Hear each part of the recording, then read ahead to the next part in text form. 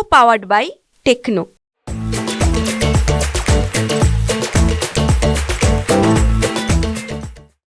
Ashish Jaiswal sir आपल्या सोबत आहे. आशिष भाऊ, विधानसभेची तयारी कशी सुरू आहे, काय सांगणार? लवकरच आचारसंहिता लागणार आहे.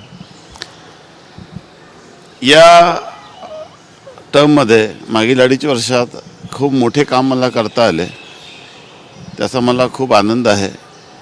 आणि मला आता अनेक वर्षापासून मी काम करत आहे. आणि खरं म्हणजे ही माझी जी रेजिम गेली ती 2020 सारखी गेली आणि खूप मोठे प्रकल्पांनी काम मतदारसंघासाठी करता आले, याचा मला खूप आनंद आहे. भाऊ, सगळ्यात मोठा प्रश्न की तुम्ही महायुतीकडून निवडणूक लढणार की अपक्ष निवडणूक लढणार, काय ठरलं आहे का? तुमचा निर्णय झाला आहे? बघा, मी जरी अपक्ष निवडून आलो परंतु मी मुळातच शिवसैनिक होतो आणि शिवसेनेचाच आमदार म्हणून मी मागील अनेक वर्षापासून काम करत आहो. मी मुख्यमंत्री एकनाथजी शिंदे यांच्यासोबत काम करत आहोत. त्यांच्याशी माझी चर्चा झालेली आहे आणि या संदर्भामध्ये निश्चितच मी महायुतीचाच उमेदवार राहणार आहे असं मला आपल्याला सांगायचं आहे. आणि शेवटी निर्णय श्रेष्ठींचा असतो. त्यांनी या संदर्भामध्ये त्यांच्याशी चर्चा करून निर्णय मी घेणार आहे.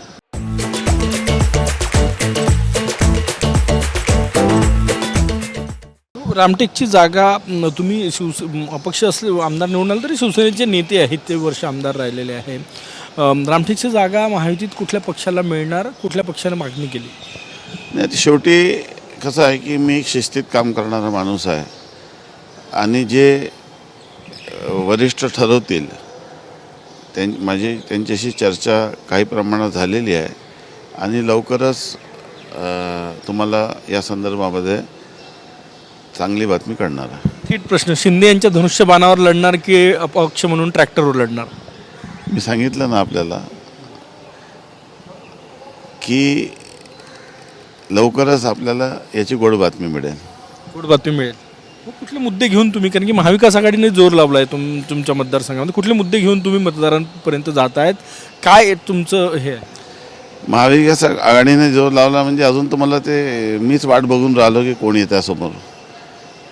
कारण की रामटेकची जागा तशी परंपरागत शिवसेनेची आहे. म्हणजे उद्धवसाहेब देखील या जागेवर क्लेम करत आहे आणि काँग्रेस काही त्यांना देत नाही. म्हणजे मुळातच आमचं भांडणच काँग्रेसशी यासाठी झालं होतं की ते शिवसेनेला योग्य वागणूक आणि स्थान देत नव्हते. महाविकास आघाडीच्या सरकारमध्ये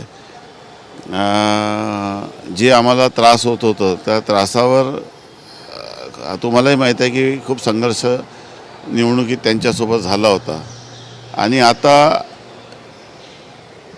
मला या संदर्भामध्ये अजूनही शंका आहे की काँग्रेसने जशी लोकसभेची जागा घेतली ती विधानसभेची जागा कोणाला देतील किंवा त्यांच्या संदर्भामध्ये या संदर्भामध्ये काही मार्ग निघू शकेल आणि ते देण्याची तयारीत राहतील असं मला तरी वाटत नाही. आता बघू काय होते आणि आपली तयारी आहे. समोरून कोण येते त्याची आपण वाट पाहतो. याच्यावरून अंदाज आहे की तुम्ही शिंदेच्या शिवसेनेत लवकरात प्रवेश करणार? मी सांगितलं ना की तुम्हाला वारंवार एकाच प्रश्नाचं उत्तर विचारण्याचा अर्थ नाही. तुम्हाला काही लोकांना थोडंसं संभ्रमात राहू द्या काही दिवस.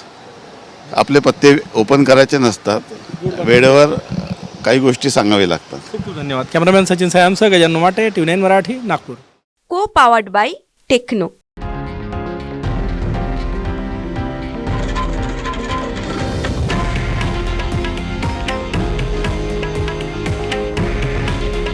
हे आहे देशातील नंबर 1 न्यूज नेटवर्क आणि आपण पाहत आहात TV9 मराठी. काळजी तुमची, हित महाराष्ट्राचं.